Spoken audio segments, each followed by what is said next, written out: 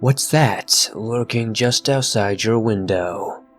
A silhouette of a beast that you've never seen. Welcome back to the swamp, my friends. Today we are covering some more allegedly true, creepy cryptid stories. These subscribers sent in their stories with what they claim to be creepy cryptid creatures, and of course, it is up to you whether you believe them or not. Now, if you have a story you would like to share in a future video, be sure to submit it at swampdweller.net or the email you can find in the description down below. I'd love to share your story with everyone here in the swamp. It's stories like yours that keep this channel going. Now, without any further ado, let's get into these creepy cryptid stories that'll keep you up tonight.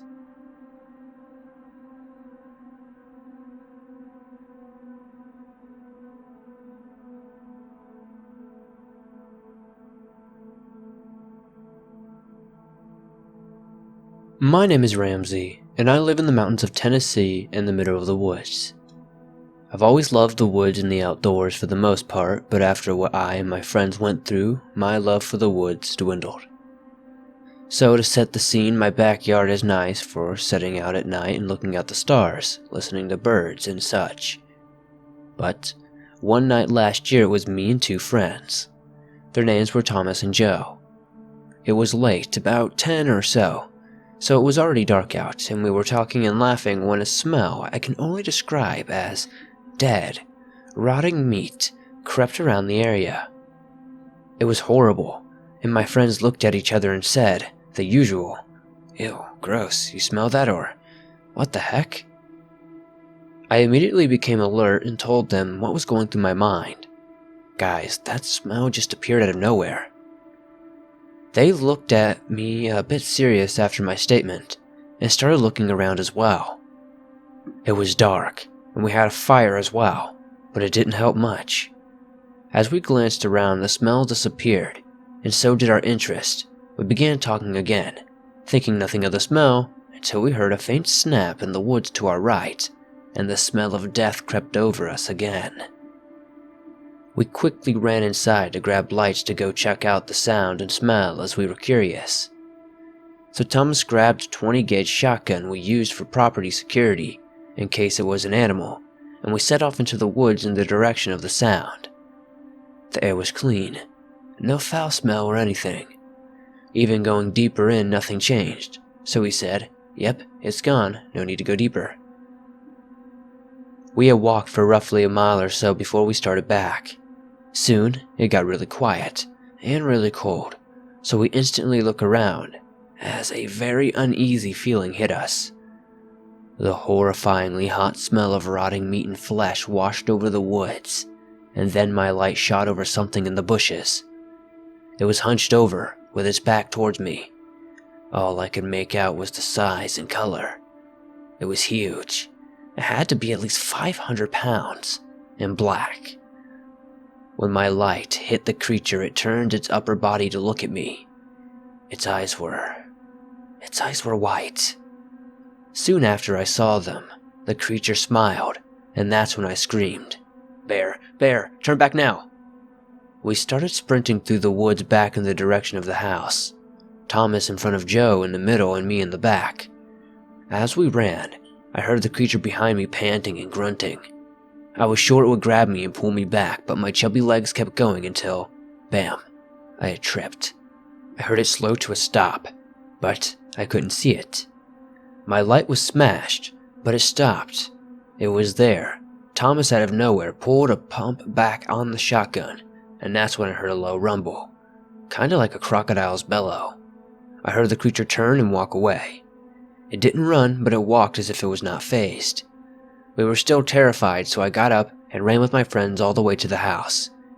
When we arrived, we caught our breath, and Joe and Thomas were excited now that it was over. To them, it was a bear, and the fact that we were all alive. I never told them what I had actually seen. I think it's better that I don't talk about it, so they don't think I'm high or lying or anything. It's been a few weeks now, and I can't stop thinking about it. Was it Bigfoot, a skunk ape, or what?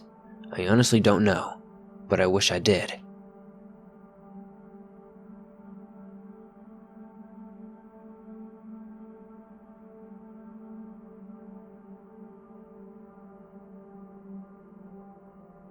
This is a story I haven't shared with anyone.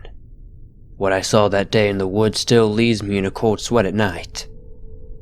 I grew up and lived in the woods my entire life, but after this encounter, I have since moved to the city and never plan on visiting those woods ever again.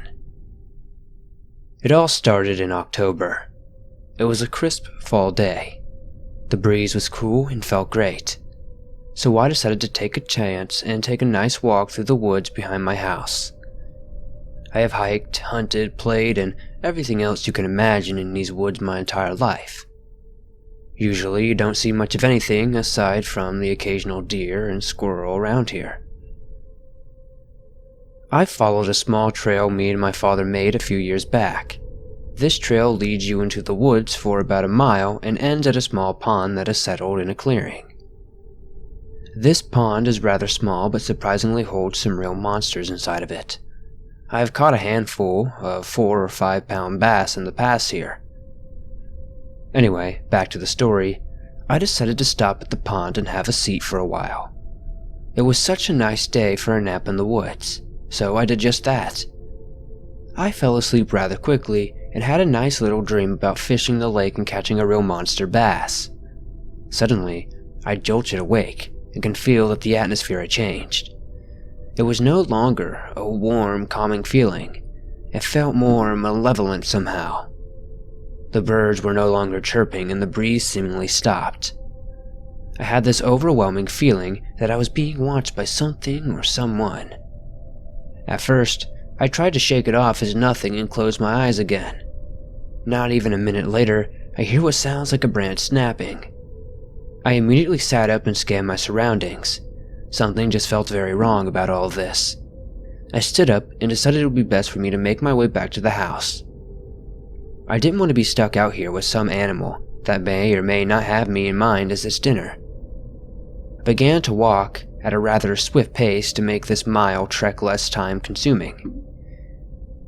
Honestly, I am unsure if it was me freaking myself out or if it was something actually stalking me, but I had the strongest sensation of being watched. I could periodically hear twigs being snapped and what sounded like scurrying. Ultimately, I was fine until I heard this unholy growl from what sounded like 2 or 3 feet behind me. This growl sounded like it was blasting from a distorted radio speaker. It almost sounded staticky, if that makes any sense. This, for whatever reason, caused me to absolutely panic. I began to run like my life depended on it, and in hindsight, this was probably my downfall in this situation. As I began to run, I could hear what sounded like bipedal footfall behind me. At first, I thought maybe some insane homeless person might be chasing me. There are no predators here that run on 2 feet that I know of in the area, so a human being was my first thought. I decided to look behind me to get an idea of what I was dealing with, and, to my surprise, there was nothing there. I calmed down slightly after realizing I must have outrun whatever was behind me. This is where I really goofed. Not paying attention to the trail ahead of me, I tripped over a root sticking out of the ground and practically face-planted. I laid there for a moment trying to get my bearings again. After a few moments, I tried to stand up again, only to realize I had hurt my ankle pretty badly. A piercing pain was shooting up my ankle and calf. I wasn't sure if I'd be able to walk back the rest of the way by myself. Wincing in pain, I tried my best to hobble forward and get myself home and out of these woods that may or may not be home to some ungodly presence. A few agonizing steps later, I am stopped dead in my tracks yet again. No more than 10 feet in front of me stood what I can only describe as an abomination of nature. This thing was easily as tall as me, if not a bit taller. I stand at about 6'3". It had a pungent odor radiating from its almost decaying skin. It had the head of a bear, the torso of a deer, and the limbs of a wolf. This creature, abomination, whatever you want to call it, is no natural creature of this earth. The look in its cold black eyes seemed so soulless and rage-filled. I just knew this would be how it ends. How could I possibly outrun or fight this thing? This thing let out an ear-piercing scream that is reminiscent of the screams you hear in Jurassic Park movies from the T-Rex. I have never felt so utterly terrified in my entire life. This thing suddenly took off running into the forest to its right. It ran at such a speed that it was a literal blur in my vision.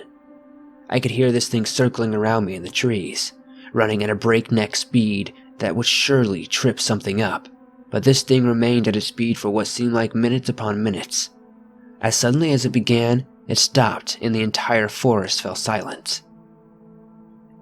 Thinking that this was potentially my last chance at an escape, I gathered all the strength I could and ran as fast as I possibly could with this rolled ankle of mine.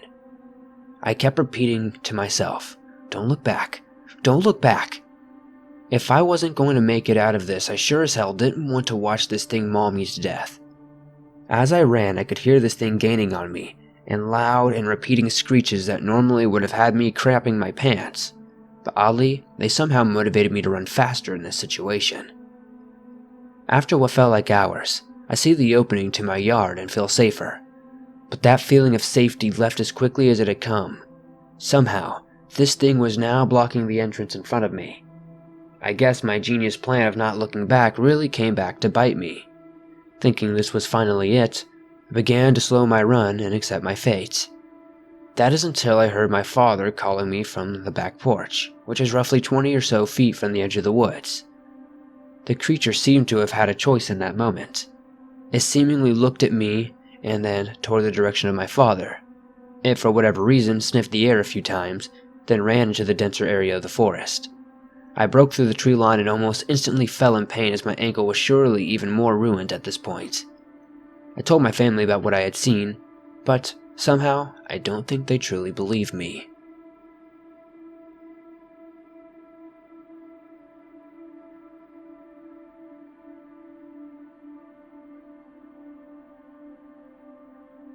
My 11-year-old self and my family, one younger sister who was 9 at the time and my older one who was 17 and the oldest who was 21, my mom and dad went for a week-long trip to a small, 2-bedroom hunting cabin that had property of about 100 acres in South Iowa.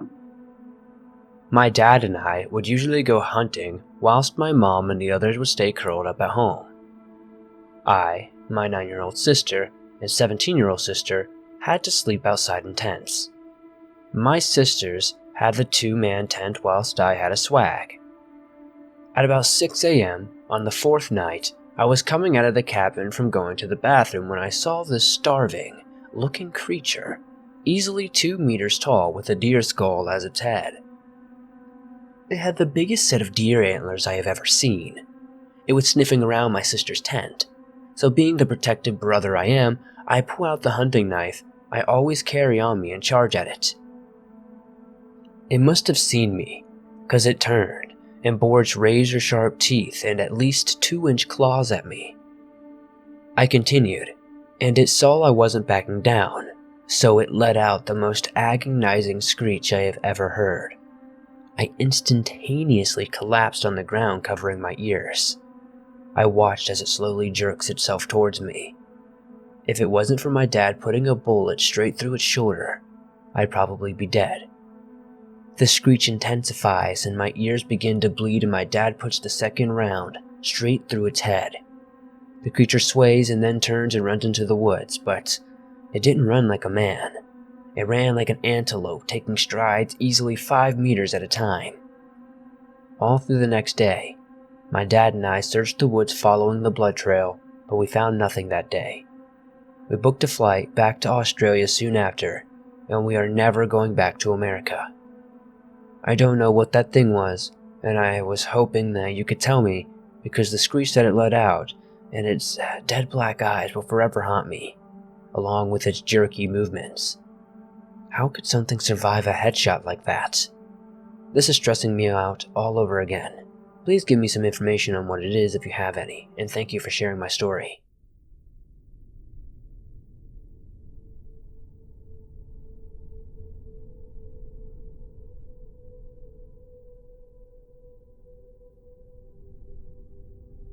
I was about 10 years or so when I first heard my dad tell this story. He begins telling this story one evening while he had some friends over, and they had been reminiscing about old times. Now, I must say that my dad used to drink, and this story happened with his drinking buddies. This would have been in the late 70s to early 80s. My dad was an avid hunter. On this particular evening, he went out with 5 of his friends. The area they went hunting borders National Forest Service known as Charlie's Creek, which is located in the extreme North Georgia mountains. This area was and still remains accessible only by 4x4 vehicles or ATV. They meet back at the old Jeep Wrangler at dusk to start the long journey out of the woods. Now, none of them had any luck that day, so they had some beers and headed out of the woods. The road has never been paved, so it's very rugged. Dad said they had not been driving but a few minutes when they heard a weird blood-curdling scream come from behind them. The noise shot shivers up his spine. He thought to himself maybe it was the beer that he had consumed messing with his mind. About that time, one of his buddies asked if anyone else had heard that sound. Then, another blood-curdling scream echoed throughout the valley. The driver came to a stop and they looked around the darkness to see whatever was making the skin-crawling scream. Dad said the glow from the taillights revealed a set of glowing red eyes illuminating about 5 feet from behind the Jeep. Dad said it was light-colored, if not totally white, frozen, just staring at the men, staring back at whatever this creature was. One of Dad's friends let out a growling scream to scare it off into the darkness. Instead of scaring this thing, the creature mocked it back in the same sound, without hesitation. The driver took off and the animal proceeded to follow. Dad said that about every 5 minutes the creature would scream, sounding just like the friend did in that last scream. When they would have to brake, they could see its red eyes staring back at them. It never got closer than approximately 5 feet though. Then, another one of the men let out a different sounding scream, and the animal repeated it right back at them, once again. My dad said they all took turns making animal noises, and each time the animal would sound eerily similar to how each man sounded. They were thinking at some point this was a panther, but was confused about how it seemed to mock each man when they hollered at it. Also, panthers are not native to this area. When someone asked Dad to describe and compare the sound to something, he said it sounded like a woman in distress or a child in pain. After about 20 minutes of this animal following my dad and his buddies out of the deep dark woods, they reached pavement and civilization. Dad said the driver had been driving about a half a mile or so, and would stop the taillights to reveal that the animal had stayed behind them, as none of the men had flashlights. Once again on the pavement, the driver stopped again, and it sounded this time like the creature had hooves. They had not noticed this distinct sound before because of the dirt road they had been on. They continued to drive about 5 miles per hour just to see how far this creature would follow them out of the deep woods. As they came to a house that was on the side of the road, their headlights revealed the man's silhouette that lived there, sitting in his rocking chair. My dad and all his buddies knew this man, so they stopped right in front of his house. As the man stood up towering over 6 foot tall, he clicked on his flashlight, shining the light right on this creature. It seemed unfazed. One of Dad's friends fired a shot from his deer rifle at the creature. It took off running while screaming one last scream up the bank inside this man's house into the darkness. The man asked my dad and the other men what in the world was that with concern in his voice. He said that he had been sitting on this porch listening to it for over 20 minutes trying to figure out what it was as it got closer and closer to his house. He too had a rifle ready to shoot whatever was making these demonic sounds. Dad said this man continued saying that he had never in his 70+ years of living there heard such a scary sounding creature. Dad and the other men agreed that they had never heard anything like it, and what really made them question this creature is that it had hooves. Dad told the story a couple of more times throughout the years and it was always the same. I know my dad would never lie about this. One of the men told me the same version later when I was grown too. I often think of this and what it could have been, especially when I go to this area.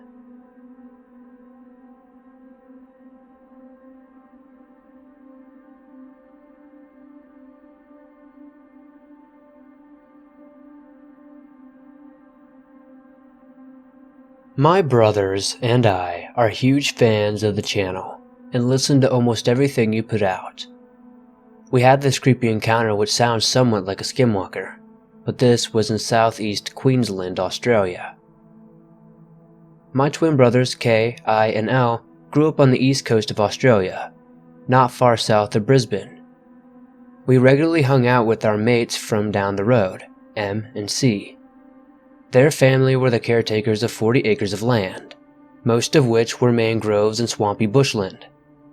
We did heaps of things on the property.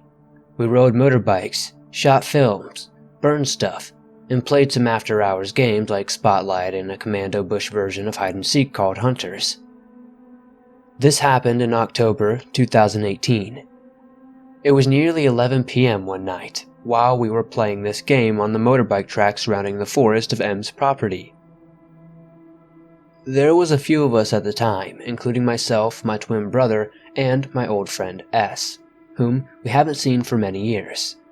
M and C, their mate F, and cousin J were also there, and my partner at the time, A, was also there. It was a moonlit night, and visibility was pretty high without any torches. After a few easy rounds of following the giggling and stomping in the bush, it was finally my turn to be the hunter. I squatted on the ground and waited for everyone to hide. Listening carefully as I did, I noted that a few people went into the bush while most of them ran up the track towards the house. I thought it best to follow the group that went to the bush as they were alone and probably smarter and a greater asset. After silently stalking the people into a clearing, I lost sight of them. I stood there for some time. Now this next part is from my brother's perspective. We had played a few rounds and I was usually last to be caught. I liked the time between hiding and being caught as I always got to just lay in the grass or cover myself with branches and just take in the night air and gaze at the stars. But this night, after the second round started and I was hiding for nearly 20 minutes, I was gazing at the stars and I started thinking of all the YouTube stories I'd been listening to. Stupidly, I thought at the time, all of a sudden, it got pretty darn quiet, and I felt like someone was out there. It couldn't have been L, as he was seeking at the time, and he had already run right past me. Now, the rest of the story will be back in my perspective. My brother whistled at me, laughing. He explained how he was getting tired of sitting in the spiderwebs. I suggested that he would take the folks that went up to the house while I went after the other ones in the forest as I could hear their voices. He looked confused and informed me that there was no one else here. I shrugged it off and told him that I could hear giggling deeper in the trees and began walking through the shrubs. I noticed a foul stench and thought it was probably the swamp. I followed the voices deeper and deeper into the bush. The ground was turning muddy and the trees turned into swampy reeds and mangroves. The childish giggles were leading me deeper and deeper into the marsh. I thought to myself how strange the voices seemed to be carried on the wind, as if the people I were pursuing were moving much faster than I could. I was standing on the edge of the swamp, the last patch of grass looking into the lump of trees about 10 meters away, when everything went dead quiet. It sounds cliche, but you don't know how it feels until you experience it for yourself. It was as if reality had come to a grinding halt, and all my senses were on full alert. I froze. I felt as if someone was watching me, and my heart began to race. The only thing that seemed to break the trance was my brother's voice a few meters behind me. Suddenly, a bird flew from the trees making a screeching sound as it flanked me and disappeared into the black. I looked at my brother and remarked, "Oh my God." As we looked at each other, we heard an ungodly, piercing scream from up at the house. It was like the echo of at least 10 children squealing, mixed with the sound of a car tire, echoing from over 100 meters over the field. We ran as fast as we could up to the house. My brother and I found the rest of our friends huddling in the front seat of their dad's utility truck with the doors locked. When we asked them if they were screaming or what was making that noise, they looked angry at us and told us to stop pranking them. "Seriously guys, cut it out. It's not funny," one of them said. We spoke our honesty, telling them we had come running to see if anyone was hurt. Everyone looked confused and generally freaked out, so we all went inside and sat down. After convincing everyone that no one was playing a prank, we decided to go out and look for anyone in the surrounding streets that may explain the childish, ghostly screams. They were dead quiet, as expected nearing midnight. There were also no houses near to our mate's house except for one which had burned down and had to be cleared thereafter. My twin brother and I did some research on Australian encounters with creatures. He is a big fan of the Swamp Dweller channel and stories, and soon he introduced me to the swamp. My brother said it's striking how similar to some of these stories are to our experience. We found some stuff about the lost generation of Aboriginal children and the various stories and encounters of their ghosts, but one line stuck with me forever. In regards to Aboriginal folklore and cryptids, it is not the ones they tell you about you should fear, but the ones they don't, or rather are not allowed to tell you about.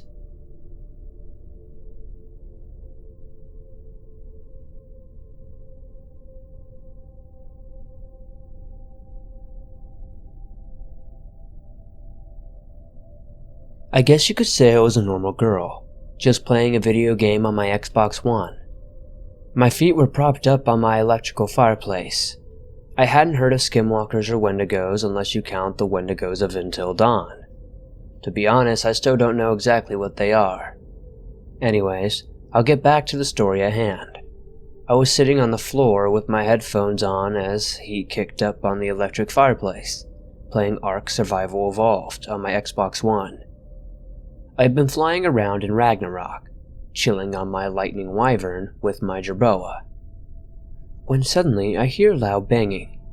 It was like someone or something was trying to bust open my door. Initially, I shrugged it off, continuing my flight back to base to grab my rock drake that I had bought from another player, when I heard it again. Louder this time though, almost filling my ears. My cat, Yara, who had been sleeping on my chest, stood up. She looked kinda shaken and kinda disturbed. Me, being the 13-year-old female I was extremely sensitive there and yelped in pain, only to hear it repeatedly loudly from outside the house.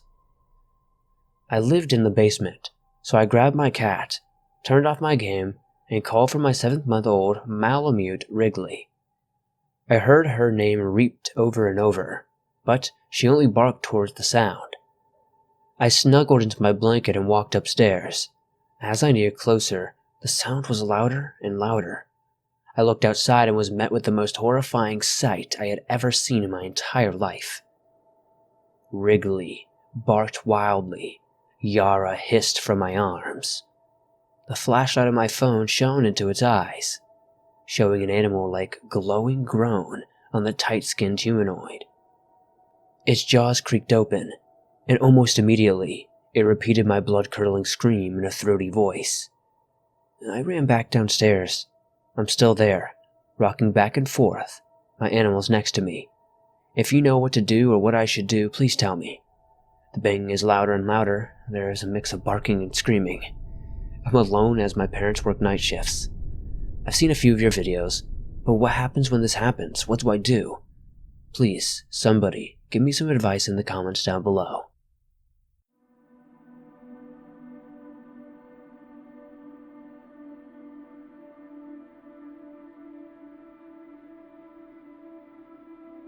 Just 30 minutes ago, I saw something I cannot comprehend.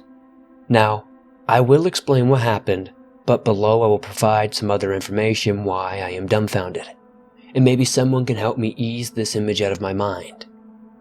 This night was cold, dry, no wind, no moon, perfect for nocturnal predators. At 4 a.m., there are no cars, especially Friday night. As I came up a hill, with only empty fields on both sides of the road and shallow ditches, there was something on the left side of the road about 50 to 70 feet in front of my car. Then I saw a 4-legged gray thing dash across the road in an instant. It was so fast it blurred in my headlights. It was something low to the ground, and I cannot stress how fast this was. It was there and then boom, it's gone. This creature was either running after or from something. I must have gone into an instinctive mode, as I came to my senses 5 miles down the road. Looking at myself, the car was going 80 miles per hour, eyes darting back and forth from the mirror to the road, radio off, and both hands gripping the wheel tight as hell. I tried to relax, but the moment of crossing whatever that thing was kept playing in my mind. Now, more details. Driving home from work on the highway going 75, 10 above the actual speed limit, light bees on, no cars in sight, Nebraska winters are mixed bag. Sometimes it is 50 degrees at night and sometimes it's negative 30. Tonight it was a nice -9. I have lived here for 23 years. The same time, about 45 minutes outside of Lincoln. The drive home is familiar, as I have been down it since the day I was born. I work nights as a tradesman in Lincoln, Nebraska. We get off at 2:30 a.m. normally, but I was close to finishing a job so I didn't want the daytime people to have to finish it, so I stayed till 3:20. I was drinking an energy drink because I normally go to bed at 8 a.m., and I was sober, so there was no impairment on my eyes. Now, a possible animal explanation was the largest native animals are deer, and mountain lions or cougars, whatever you want to call them. Well, the latter is so rare, especially in my area, we haven't had a real sighting in over 15 years. As for deer, well, they're normally asleep at this time. Across at flat tops or in low valleys near tree lines or brush. Deer are more sporadic during mating season, the rut as we call it, and harvesting season. Well, it's neither of those. Also, deer are less active when it's below 20 degrees, especially when it's close to 0, and when it's cold they normally are in a herd. Plus the animal was faster than all native animals and bigger. The color of gray doesn't match up either. If you made it to the very end, thank you for reading, and thank you Swamp for allowing me to share this on your show. I'm afraid to sleep and I am jumpy as hell now ever since this. Please help me out here, guys. Please comment down below, letting me know what this might have been.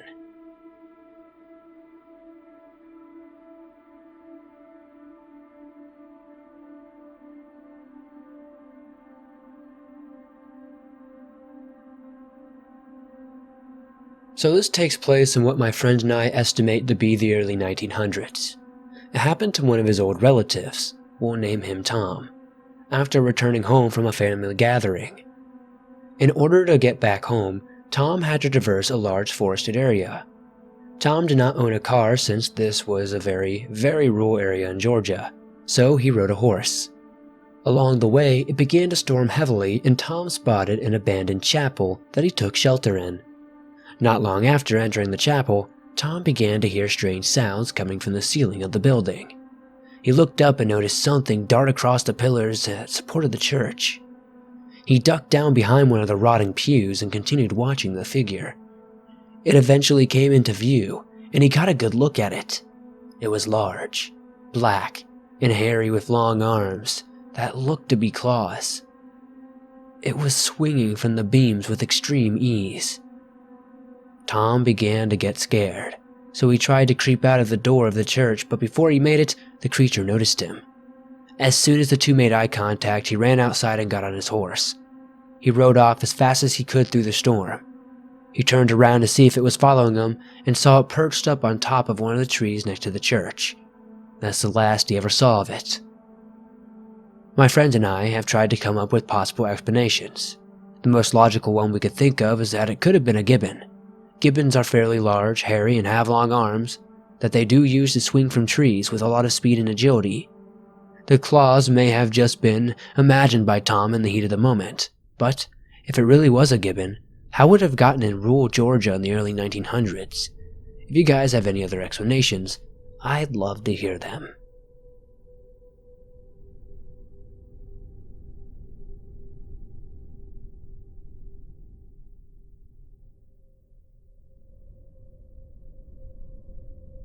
A while back, I went with my church youth group on a camp out in the Unitas.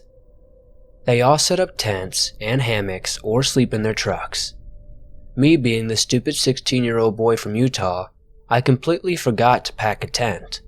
All I had was my sleeping bag in my pack.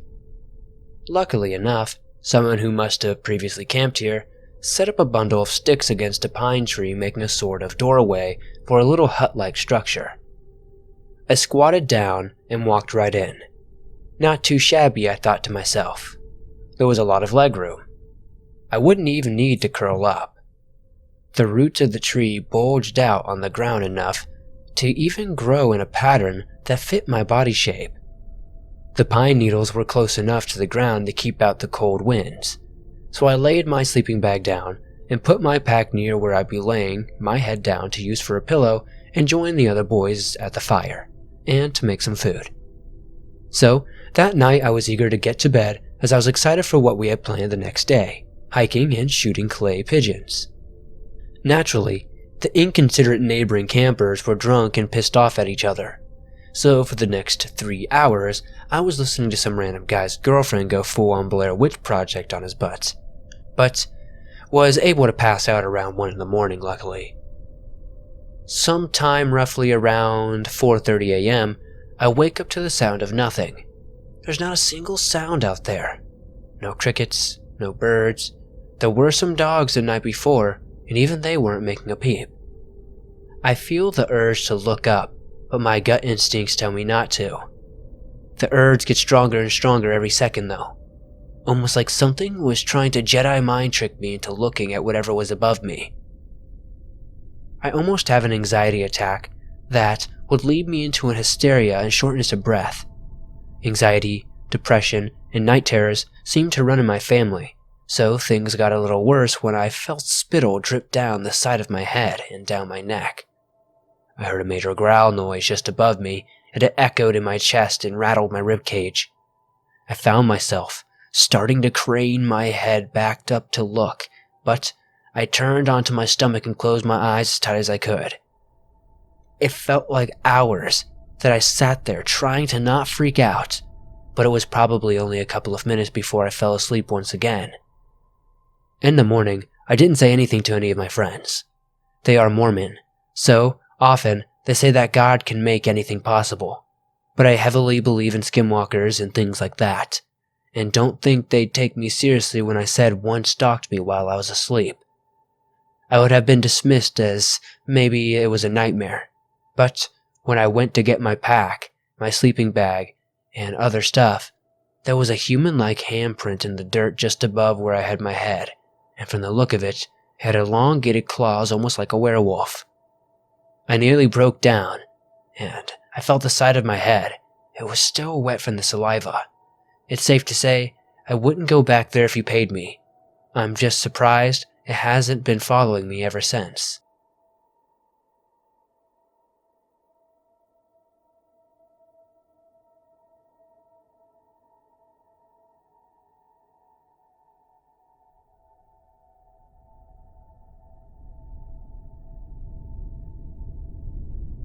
About 6 years ago, over the summer of my junior year, going into my senior of high school, I experienced something that I can't quite shake off to this day. My friend's parents were going out of town for the weekend, so myself and 3 others, including Matt, planned a sleepover so we could all hang out and be as loud as we wanted to. We slept over at my friend Matt's house. His house was located on the east side of town where the small wooded area was located. I mentioned this area in a previous story that I sent in, about a scream that I had heard in my house coming from those woods. That night, we all mentioned how we would sleep on this trampoline since it was warm that night and none of us had done it before. Matt was a little concerned with the idea because he had mentioned that homeless people would sometimes, be out there.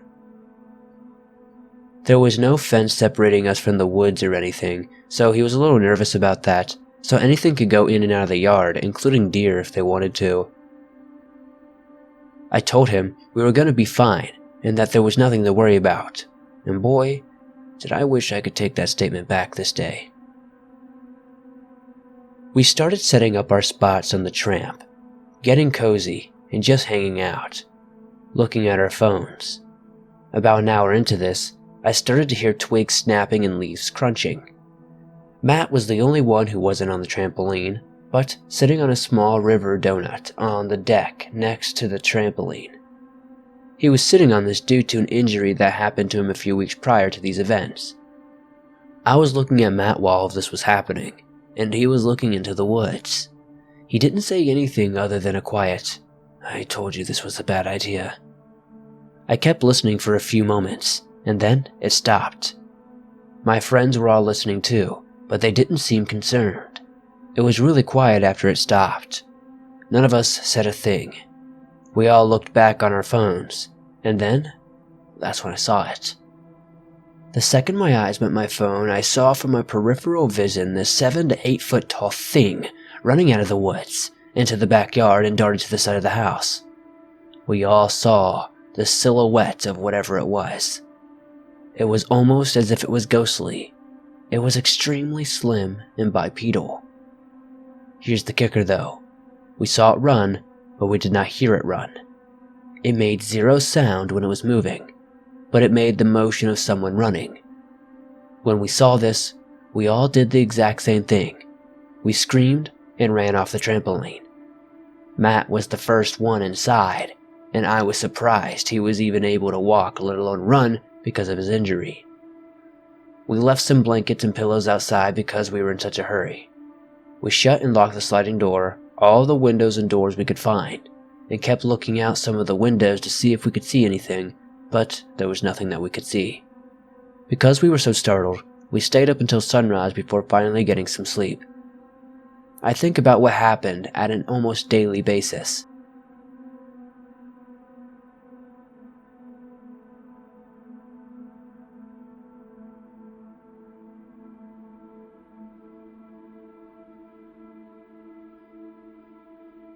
Thanks for listening to these creepy, cryptid creature stories.